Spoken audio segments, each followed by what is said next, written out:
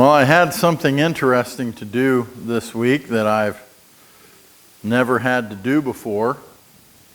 I've had to do it at different times in terms of giving an instantaneous review of an employee's work or whatever the case might be. But this week, for the first time, I had to plan and deliver evaluations, reviews of my employees. And that's hard for me. It's hard for me because I know, first of all, that I'm not perfect. And it's also hard because I like the guys that work for me. I really do. I genuinely like them. There's not one of them that I wouldn't help if I could, or wouldn't necessarily go out to dinner with if he invited me. So it's hard to say things that are hard to hear to someone that you like. If I didn't like them, my feature, it would be easy. I remember my mom talking about delivering spankings to kids, and she said, you know how they always say don't whip them if you're angry? She said, well, I never could whip you guys if I wasn't mad at you. I mean, what are you supposed to do? Hey, we're having a great day, come on over here so I can beat you a little. That just doesn't make sense, you know. Well, if I had immediate problems with the guys, it'd be real easy. But you know, one of the big issues that we're coming to these days is the fact that people don't know how to work anymore. And when I say that, I'm not necessarily talking about, you know, digging ditches or, you know, digging coal. I just mean the general things that are associated with having a job. To a large extent, people don't remember, they don't know how to do this. And what's more, I think that can be traced back to our understanding and application of what we know from this book. You know, I will tell you without any hesitation that there isn't a problem that we are facing in our world today that is not addressed and cannot be handled with principles from the Bible. And the same thing is true of work. There are some general principles that we have forgotten how to apply and we've lost all value for. And if we could return those, not only would it make our churches better, not only would it make our families better, I'm convinced it would make our economy better. It would make our employment better. It would make everything concerning our society better. The first thing that we have to take a look at is a concept which I'm going to answer through a biblical a little biblical snippet. And that is the answer to this question: why do you work? Why do you work? Most of us here would probably have to say, I don't work for my own self-enjoyment. You know, most of us here would probably have to say, the reason why I work is because I have bills to pay, because I have a house to keep, I have a family to feed. That's why we work, right? But there are also bigger reasons. Why do I work? I work because I have a motorcycle to pay for. I work because I have a boat to pay for. I work because I'm living in a $400,000 home. I work, if you get what I'm saying here, most of us can trace the reasons why we must work, at least to some degree or another, back to decisions that we have made. Folks, when you start to look at how much it costs to raise a family or to keep a house today, that number is astronomical. However, most of us could get by on a lot less than what we have. And remember, the borrower becomes slave to the lender. It always happens. This is the way it always occurs. I know people who are making less than $30,000 a year and taking care of a house and keeping everything, but they live within their means. I also know people who are making $300,000 a year and are absolutely running from the debt collectors every minute of every day. A lot of this has to do with our own humility and just applying some biblical principles. And that first one, there is nothing more true. The borrower is slave to the lender. That's just the way it ends up being in our lives. But after we get rid of that, or maybe in effort to get rid of that, there's a larger concept that we need to look at. Turn with me, if you would, to Philippians, the 2nd chapter. And we're going to look at one verse here, and then we're going to go on to something a little different from that. In this first verse that I want to look at in Philippians is Philippians 2, and it's verse 3. Paul says this. Now, here's something I guess we need to cover first. We want to look for words in any passage of Scripture that we are relating to. We want to look for words like all or none, everything or nothing. When we see those words, it tells us the scope of what we are reading. It lets us know how many things are covered. Paul says in chapter 2 of Philippians, in verse 3, "Let nothing be done through selfish ambition or conceit, but in lowliness of mind, let each esteem others better than himself." Let nothing be done. Nothing. Through selfish ambition or conceit.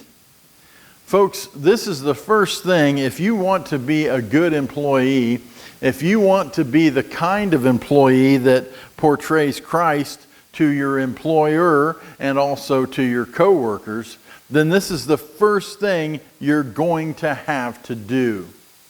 I talked to a man last night, and he was telling me about his first job in management. And he said, back then, he said, if you were a manager, you had to wear a suit and tie to work. I don't wear a suit and tie to work. I usually have to wear, well, pretty much what I'm wearing here.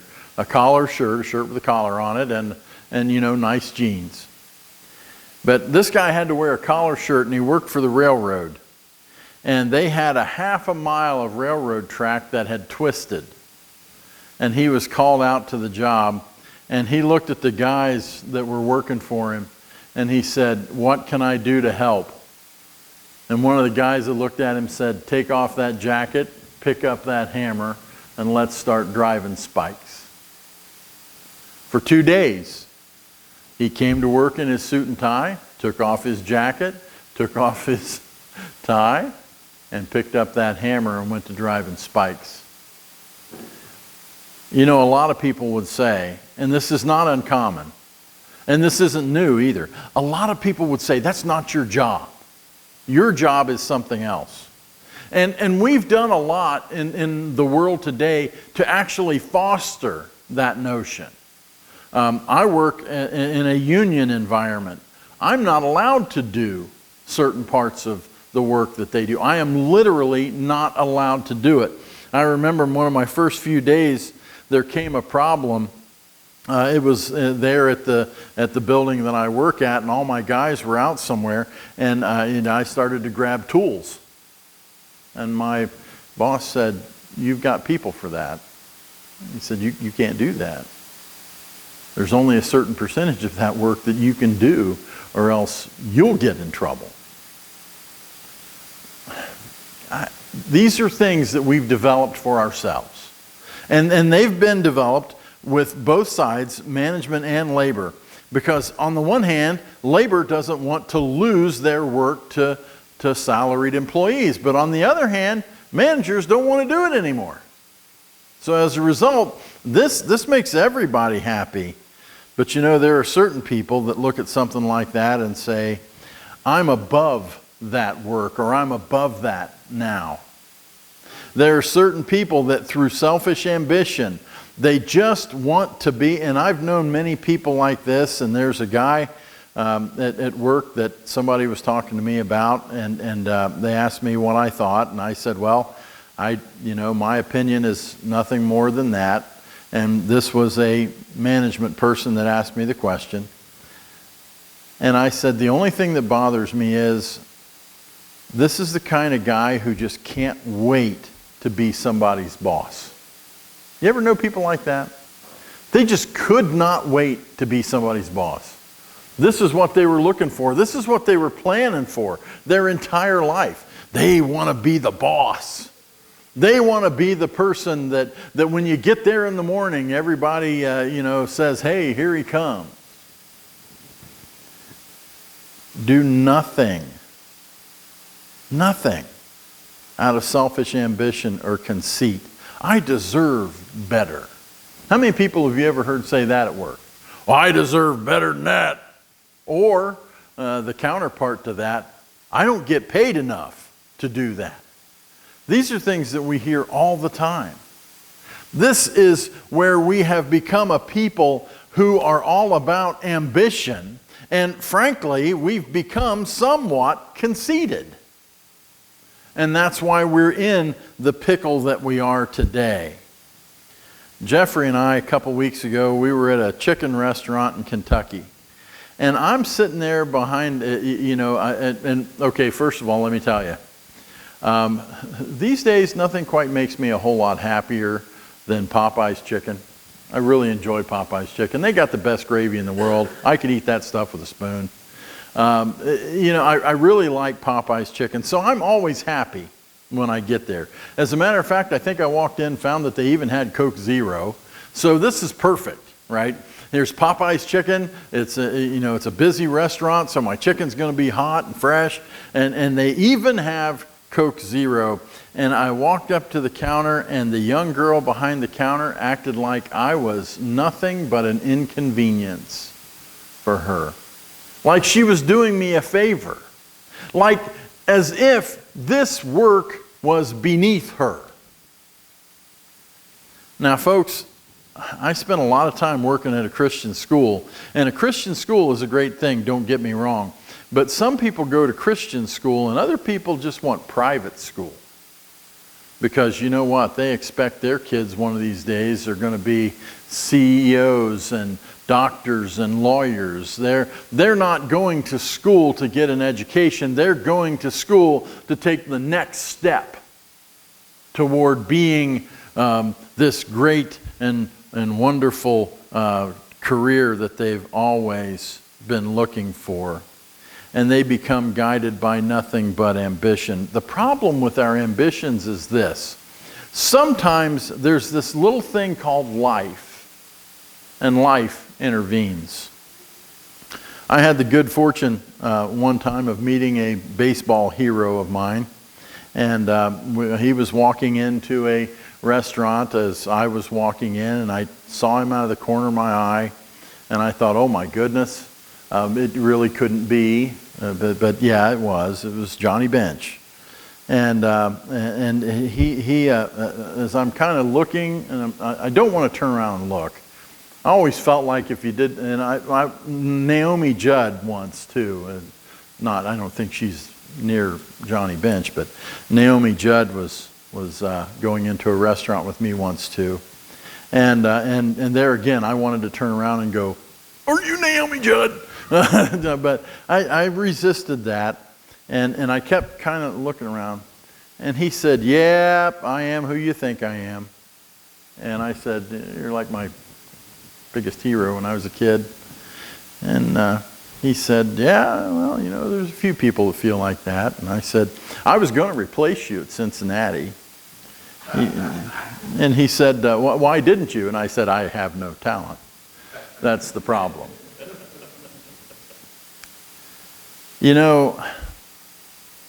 Sometimes life intervenes. I had planned to wear number 6 because I wouldn't wear Johnny's number. But life intervened, and things ended up being a little different. Folks, we've always got to be ready to move. We've always got to be ready to adjust to the difficulties and the challenges that life throws our way. Selfish ambition and conceit can cause what would otherwise be a wonderful life. I'm talking Jimmy Stewart and everything. What could be an absolutely wonderful life gets completely derailed because of selfish ambition and conceit. Be careful, and be careful with your kids at what you push them toward and what you drive them toward. This was a lesson that took me a long time to learn. Let them be kids, and then help them be ready to adjust to life. Here's the thing. I don't know what the life of my grandchildren's going to be, but you know what? I'll bet it's not nearly what we're expecting. There are going to be things that are going to be different. Things that aren't going to work out the way we thought they would. But the problem with it is when we drive our children and when we tell our children things like, little Johnny, you're just the best ever. When we tell our children things like, you know what, you're better than everybody else. The bad thing about it is, I don't think that most of us are trying to tell our kids they're the best there ever was. What we're trying to tell our kids is, I'm awful proud of you. And I wouldn't want another kid. I wouldn't want a kid that was any better than you. I wouldn't give you up for a kid that had a little more talent.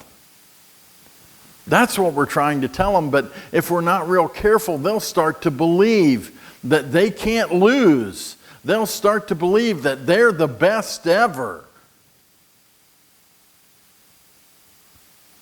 How are they going to adjust that to the reality of life for the vast majority of us? Let nothing be done through selfish ambition or conceit. Teach your children to do this. Give it 100% all of the time. Teach your children to do this. Be decent and upright and try their best.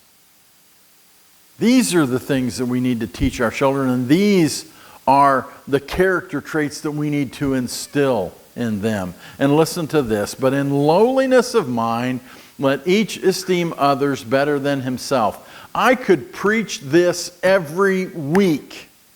And the reason why I could preach it every week is because I need to hear it. And the reason why I could preach it every week is because you need to hear it. The vast majority of the problems that we face in this world, in Christian homes, in the United States of America, is the fact that we look at others as just a little bit lower than us. The husband and father who is not willing and ready to serve his family will destroy his family. Let each esteem others as better than himself. This means their needs matter more. Do you understand that concept? Their needs matter more than yours. That's what it is to esteem others as better than yourself. We look at other people, and a lot of times we look at them with pity because they're not too smart. Well, this passage tells me that I am to look at that other person as my superior, not even as an equal.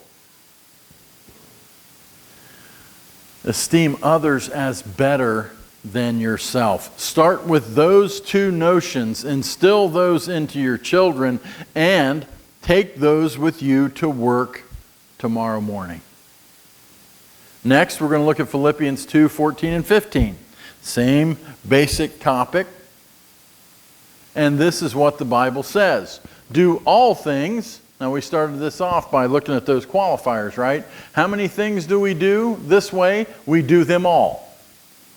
Now, what does it mean to do all things? Well, this means the things you love to do, the things you hate to do, the things you have to do, the things you've been putting off, All things that we do, we are to do in this manner. Church things we do this way. Work things we do this way. Family things we do this way. Paul says, do all things without murmuring and disputing. Grumbling and arguing may ostensibly be better definitions. He says, do all things without murmuring and disputing. Murmuring and disputing, that's just everyday life. That's what people do. I mean, look at this whole fiasco last week. Were it not for the fact that one guy slapped another guy, I wouldn't even have been aware of the fact that the Oscars was happening. So I guess I'm thankful for that. I know it happened. But apart from that,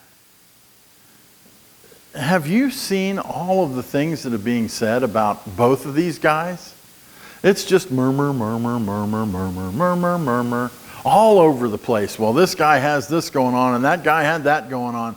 And this is what people do. You know what? If you have to look at your coworker, if you have to look at your friend, and you have to say, shh, you need to take a good, hard look at what it is you're about to say. Is it even worth saying? If I can't run the risk of somebody else hearing, is it even worth saying? Now, this is a good question to ask yourself. And then the other thing is complaining. My goodness. You would almost think, at my work we have something called a 502. This is a worksheet, and on that worksheet, my guys are supposed to tell me, okay, this morning I worked 1.5 hours on a restroom leak at this rest area. And then I have to assign a number to that later on in the day, and then it all goes into accounting. We really oftentimes, I think, should have the ability to identify things like murmuring and griping and arguing and complaining. How much of your time, if you had to put down a timesheet that showed everything you did in a day, how much of your time would be spent murmuring, oh, this is stuff I can't let the boss hear? And how much of your time would be spent complaining? This is stupid, this is dumb, I don't even know why we're doing this. All they want is more and more and more production. We're doing everything we can do. I've just sat here for the past 45 minutes and I've talked to everybody about all the things we can't get done that they want done. What would your production be like if you just shut up and did your job? Folks, the thing about it is, I sound like a company man. I can hear my coworkers that I worked with in the garage. Company man, he's a company man. This isn't a company man or a blue-collar man's ideas. This is what Paul says. These are the admonitions of Paul so that we might get along. That we might be able to get along and understand each other and work well with others. You remember that on your grade card when you were in grade school? Works and plays well with others. I would love to see all Christians get an S on that. Satisfactory. You don't have to get the O for outstanding. But if we could just get the S for satisfactory. I can be part of the team, and if I can't be part of the team, I can find something else to do. And if I can't be part of the team, maybe at least I could just shut my big mouth. Do all things, he says. Do all things without murmuring and disputing, he says here. Now listen. Verse 15, that you may become blameless and harmless children of God without fault in the midst of a crooked and perverse generation, among whom you shine as lights in the world. Folks, I'm going to tell you something. In the eyes of your employer, if you want to go places where you work, be the person that doesn't grumble and complain all the time. And chances are decent you're going to go places, unless, of course, you work for the state of Ohio. A lot of times, if you work for the state of Ohio and you grumble and complain, they promote you to get you out of there.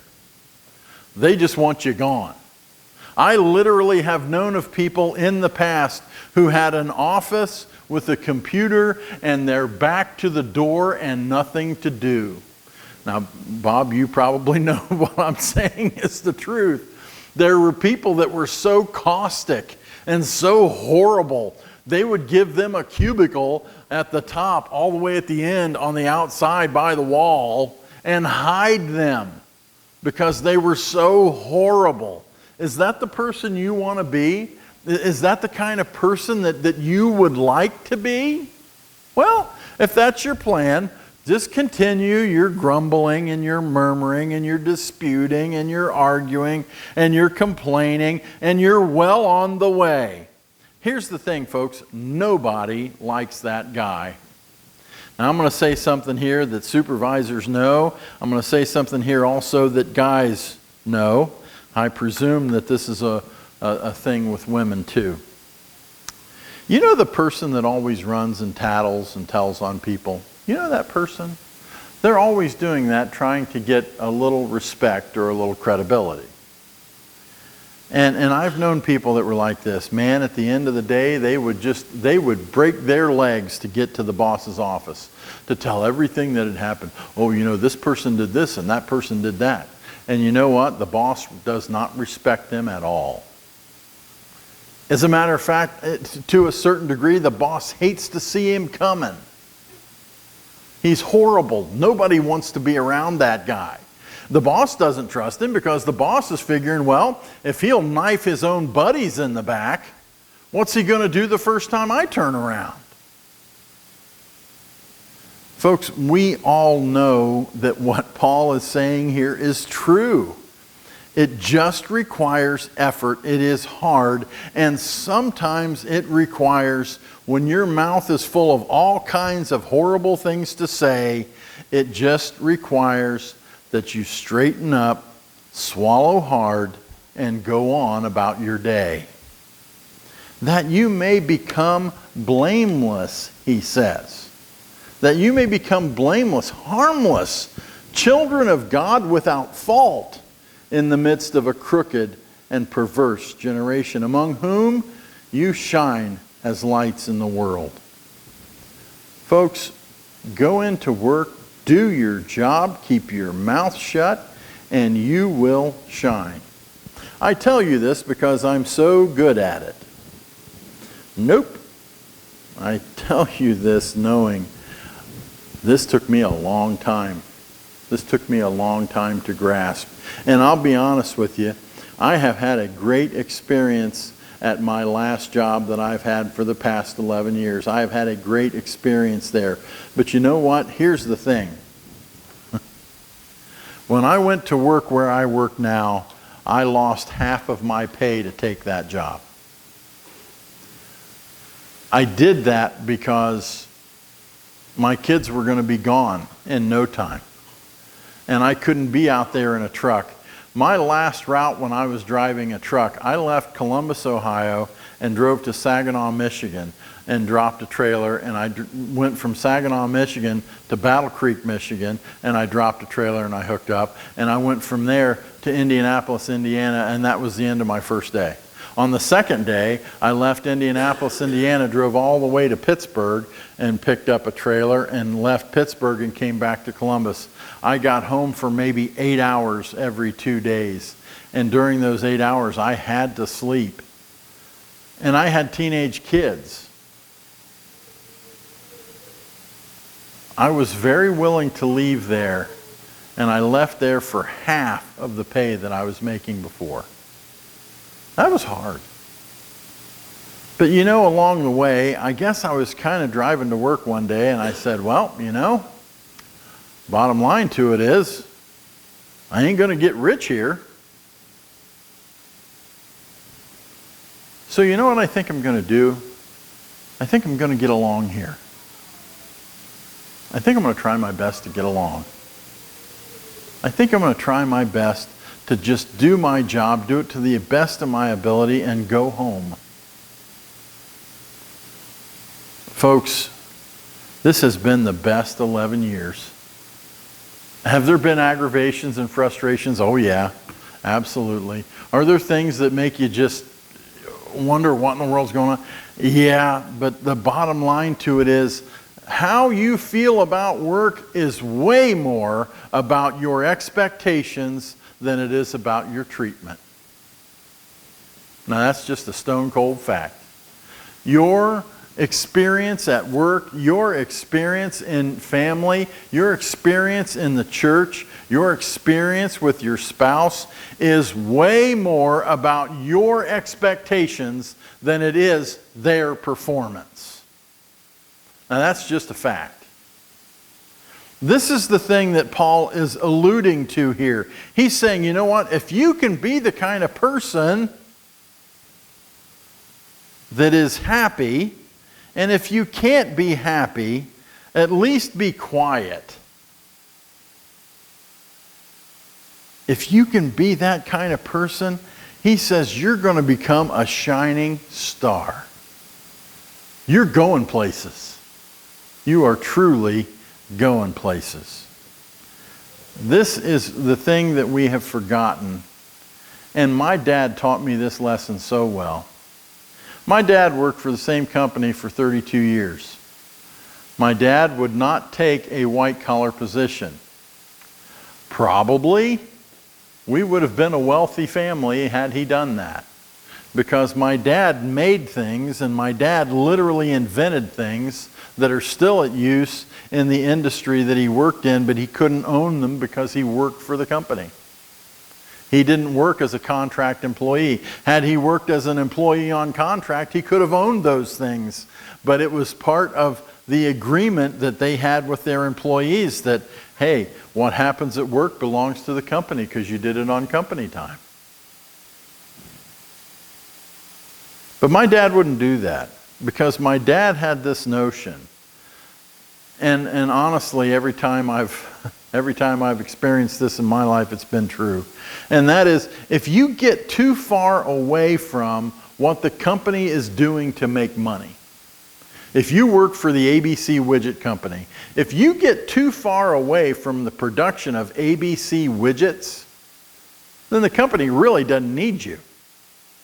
I mean, you've got all kinds of people. You've got widget sellers, you've got widget developers, you've got widget product planners.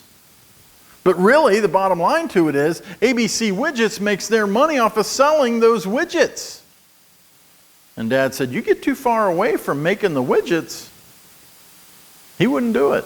He wouldn't take those jobs. Well,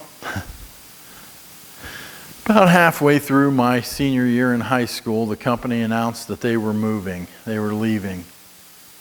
And boy, I got mad. I was mad. Because Dad made good money. He was the highest paid blue-collar worker in the company.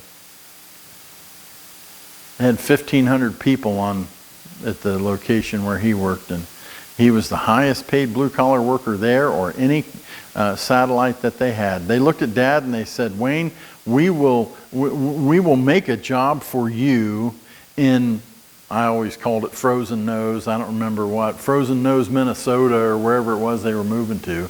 And Dad said, my whole family's here, I can't leave. And he shook the hands of his employers. And I got mad. And Dad looked at me and he said, hey, he said, you know, for the past 32 years, selling these plastics has paid our mortgage. They've paid my car payments. They've kept food on the table. He says, I can't be mad at them. I learned a lot from that. We don't feel like we owe anybody anything because we are so immersed in selfish ambition and conceit that we can't look at anybody and be thankful. It's a shame. It's a shame that we have gotten how we are. Paul says that we are to do all things without complaining. Turn over to Ephesians, the 4th chapter. We're going to look at a little passage here and we'll wrap it up.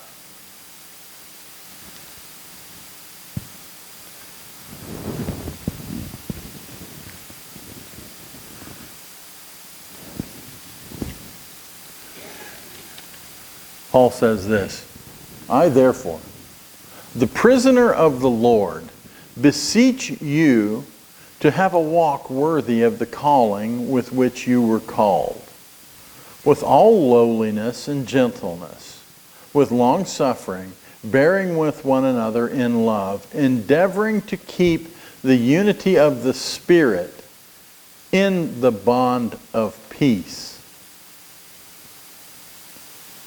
Paul talks to the Ephesian Christians here, and he says to them this as he's getting ready to close out this epistle. I exhort you with the strongest words possible to have a walk worthy of the calling with which you were called. Now, I want to ask you a question. ODOT, they're really big on cameras, right? We've got cameras everywhere. Cameras. But you know what we don't have? And I didn't know this. I didn't know this until I became part of the department that does the cameras. We don't have any cameras inside the building. All of our cameras are outside. They have cameras in the trucks, but they point outside. They don't point inside. Everybody thinks they do, but they don't. Now, does this mean that Big Brother's not watching you? I wouldn't count on that for a minute. Your phone's probably learning more about you than a camera ever would. But what if there was a camera that followed you around every minute of every day, taking appropriate leave when you went to the men's room or the ladies' room? But what if there was a camera that watched you every minute of every work day? Ask yourself this question. Would you have a walk at work worthy of the calling with which you were called? Now, you see, we've started to apply all kinds of nonsensical things to Jesus. I want to remind you for just a moment who Jesus actually is. Jesus is the Christ, the Son of the living God. Jesus is the sinless Son of God. That's who Jesus is. Now, we put Jesus in bar rooms. We put Jesus in all of these scenarios that are completely inconsistent with the sinless Son of God. But would you really say that Jesus would join in around the water cooler, around the drinking fountain, around the break table, and just complaining about everything? And man, we don't make enough money, and I work too hard, and my boss is ugly, and all of this kind of stuff. Do you think Jesus would stand there for that? Do you think Jesus would be a part of that? Come on. We're called to something higher than that. And here's the other thing, and this is what stinks. And I've known Christians who absolutely would not tell their coworkers they were Christians. You know why? You may forget that you were a Christian and sit there and cuss and argue and complain. But that coworker that did nothing more than maybe see you drive out of a church at noon on Sunday, he will never forget it. He knows you're a Christian. And you know what else? He will hold you to a higher standard than you can achieve, let alone to a higher standard than you will hold to yourself. Now, this is the question we really need to start asking ourselves today. Now, we started this off by me saying you all got to eat. All right, now I understand that. We all got to eat. You all have to have a car. You all have to have a house. These are things that I understand. You need clothing. Our kids need the eye things and whatever, right? Okay, I understand the stuff that you need. I understand that, and that is absolutely fine. But are you willing to destroy your witness in Christ to get it? Now that's the question. How many of you have ever had one of those tests? I forget what they're called. I don't remember the name of it. But it's basically a test of your general values. And they start asking you questions like, I would never steal anything. And then you put down between 1 and 4 how strongly you feel about that. And then as you go on, it'll ask you the same question phrased a little differently. I'm somewhere and I'm starving, and I see apples, but they're not mine. Would I grab one and would I eat it? Do you not realize that your entire life is that kind of a test? That's what our life is. It's a test of your values. It's a test of how important things are to you. It's a test of how committed you are to the things you say you believe. I beseech you to have a walk worthy of the calling with which you were called. Are you walking worthy of your calling? I don't like questions like those. I don't like that question that says, if you were starving to death, would you steal a can of sardines to survive? Shelley says no, she wouldn't. I kind of like sardines. So yeah, I might be looking at them long before you, Shelley. I hate questions like that, because how often are we really in that sort of a situation? How many of us have really been that near starvation that, you know what, I just had to do something that was wrong? And the fact of the matter is, most of us are never going to be in that circumstance. So I don't want to talk about some great, philosophical notion of what you might do if you absolutely had to, because most of us will never know that have to situation. Most of us will have every opportunity tomorrow when we start work to stand around the time clock until things start going negative, at which point we say, hey, see you at lunch, and you can walk away. Most of us can do that. You can do it. This is something that is available to you. So why don't you? Everything that I've read from Philippians 2:14 and 15, and Ephesians 4:1 through 3 go right back to Philippians 2:3. It is because of selfish ambition or conceit. You stand there in that caustic crowd of complainers and whiners, and the next thing you know, you have to go one better, because you know what? That dirty dog that's standing on the other side there, who's saying he's being abused by the company, he doesn't do half as much for the company as I do. If he's being abused, I'm being abused twice as bad. So then you've got to say something. You've got to say something. I beseech you to walk worthy of the calling with which you were called. You know, Jesus criticized the Jews a lot. He really did. But do you realize how much he could have? How many times did Jesus call them an open sepulcher or a whited wall or a brood of vipers? They deserved it every time his mouth flew open. And he very seldom ever said it.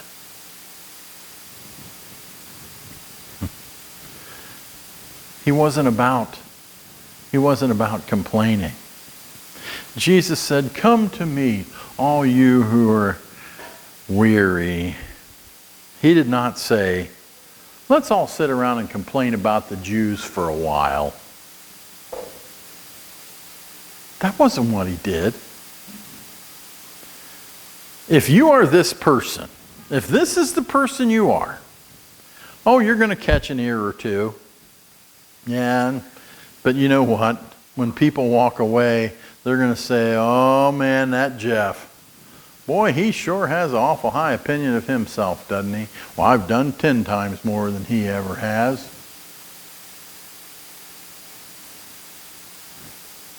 Folks,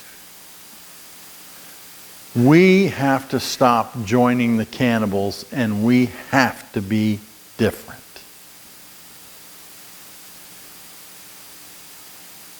Bottom line is this. If you are working in a situation that is no good, if you're working in a situation that is dangerous, if you're working in a situation where you can't you can't do the things you need to, or you're not being appreciated or whatever, then get up and go. Go elsewhere. There's all kinds of jobs. Goodness sakes, there's all kinds of jobs. I was talking to a guy this week and I said, you know what? You could very easily make $30 an hour today. And he goes, how would you do that? And I said, haven't you seen it? Every fast food place has got a sign out front hiring for $15 an hour. He said, well, that's $15 an hour. I said, you know what? If I needed $30 an hour to cover my family, I'd work at one, then I'd go work at another. I may work 80 hours in a week, but I would cover that $30 an hour I got to make. You can do a lot. You really can. You can do a lot. Even in an environment and an economy like we have right now, you can do a lot. Here's something else you can do. You can cut your spending. People don't want to hear that. Don't keep yourself in a bad environment. Don't keep yourself in a place where you can't be the light of the world. As they say in Philippians 2:14 and 15, don't be in a place where you can't uphold the name and the calling of Christ by which you were called. It's just like what I said last week. If you can't be a Christian, if you can't be a servant of God, if you can't be worthy of your calling at the bowling alley, at the ball field, at the bass tournament, at the place where you work, at Kohl's or at Starbucks, then don't go. You know, Jesus said that rather than let your eye condemn you, it'd be better if your eye was plucked out. If you can't be a Christian at Starbucks, wouldn't it be better if you just didn't go? How easy is that? If you can't be a Christian at the place where you work, well, then you know what? Don't cut your nose off to spite your face, but find a place where you can.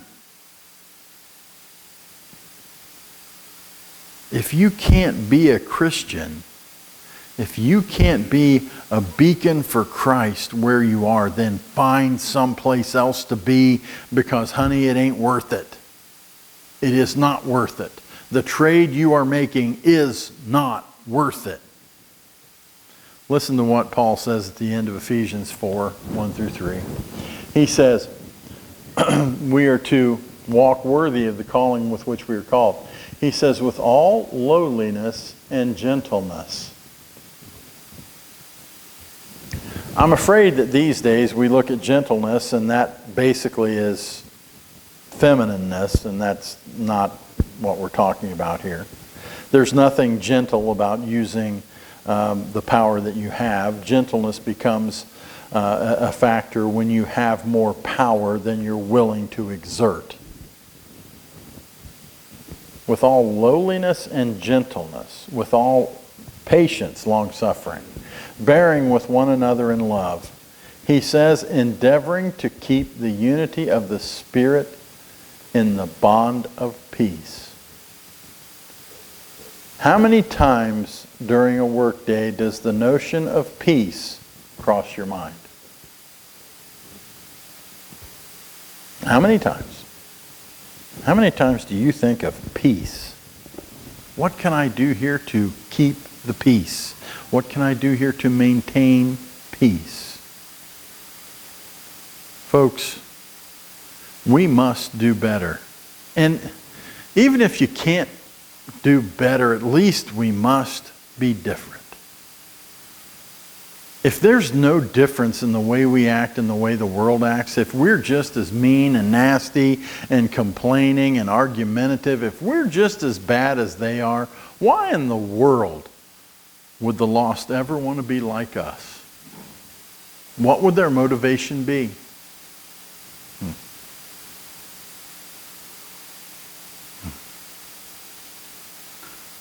Do what you have to do to portray Christ everywhere you go as much as you possibly can, every day, every minute, every hour.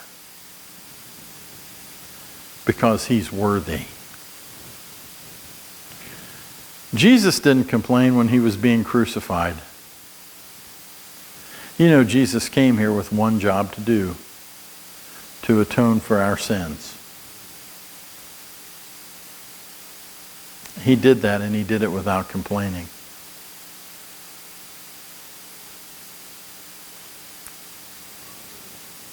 He bore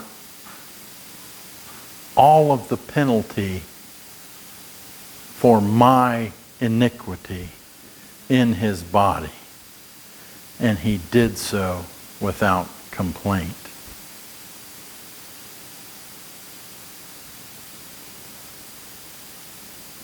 We've got to do better. We've got to do better. Do you know what I'm saying is true? That Jesus bore all of the penalty for our error and our wrong. Do you know today that without Jesus, you are completely lost? If that is the knowledge of your mind and your heart today, could I invite you to confess him before men and to be obedient to his every requirement? Today would be a good day for that. Our invitation hymn is page 477. Pass me not, O gentle Savior. And I'd invite you to come forward.